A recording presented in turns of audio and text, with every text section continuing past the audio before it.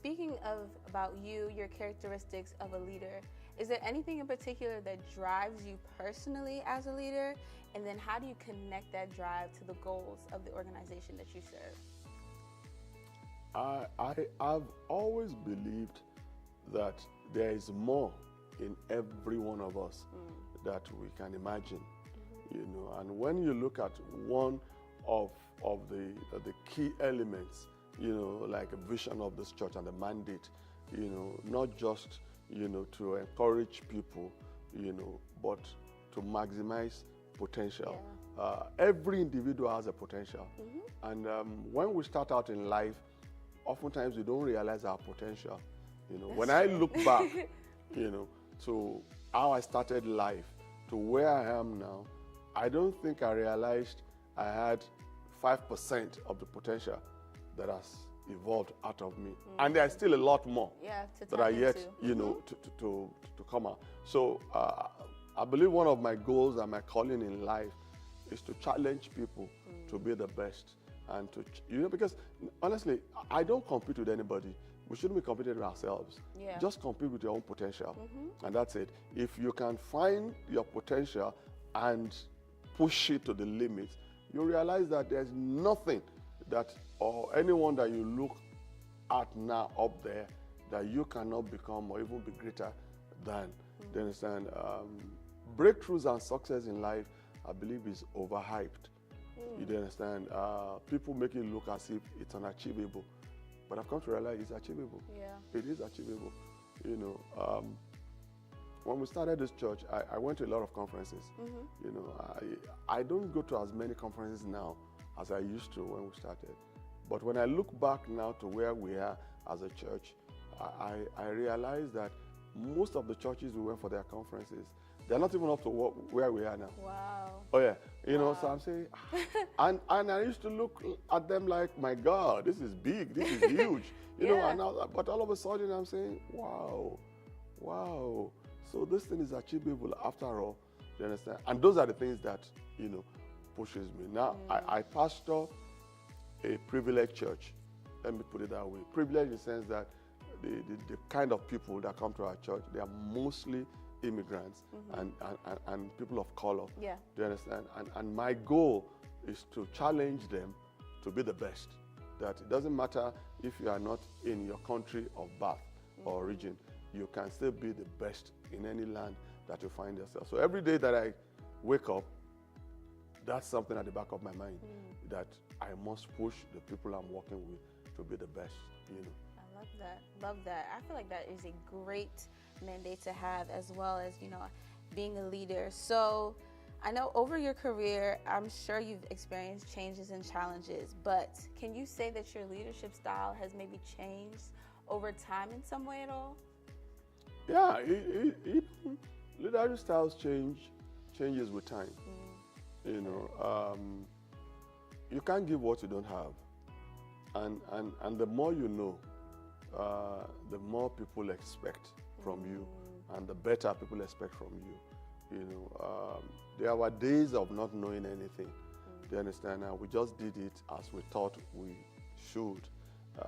In some cases it worked, in some cases it didn't work. Yeah, you true. know. But the more I began to study and read books and improve myself and talk to leaders and, you know, watch leaders and study leaders, I realized that, you know, there were decisions I made many years ago that if I have to make them now, it's going to be different, you know, the way I'm going to make it, you know. So, yeah, my leadership style has evolved, you know, over time. And part of it also could be due to age.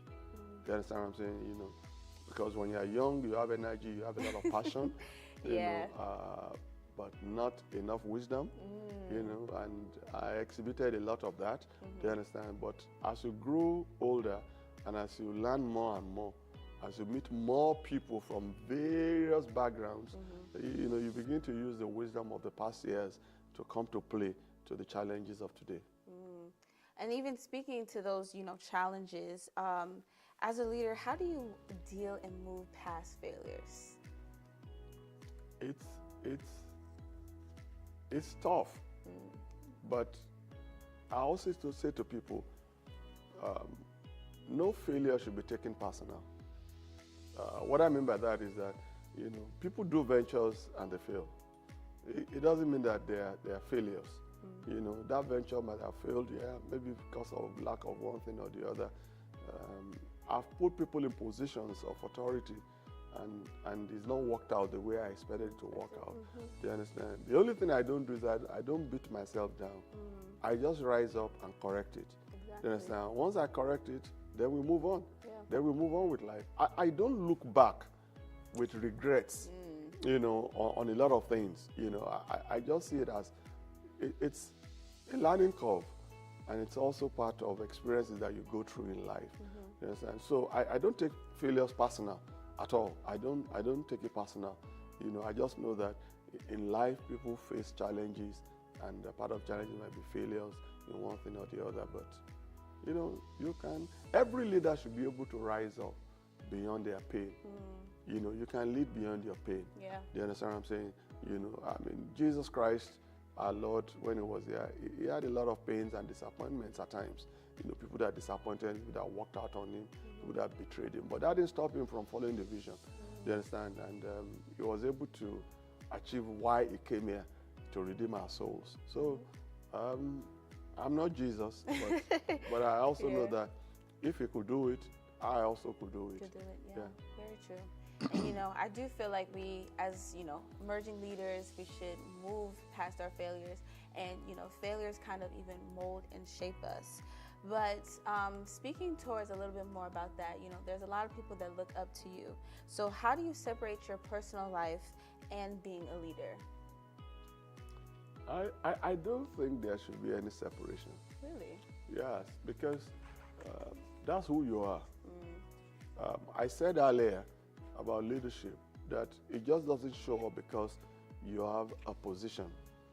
It just doesn't show up because you have a title. You don't need a title to be a leader.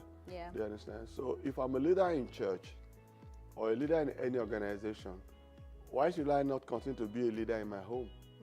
Why should I continue to be a leader in my marriage?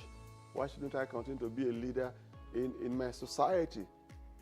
Amongst, with my children. So what I'm saying is that once I start separating it, then that's when you find people doing one thing on the outside, and then when they get into their closet, they do something else. Something You different. understand? Yeah. So if that's who you are, that's who you are. If you're a transparent person, you are a transparent person. You don't show transparency just because you are in a business and then you get home, there's no transparency in your marriage. No, that's who you are. That's who you are. You understand?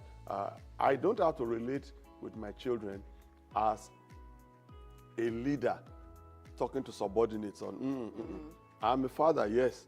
I'm a grandfather, yes. But guess what?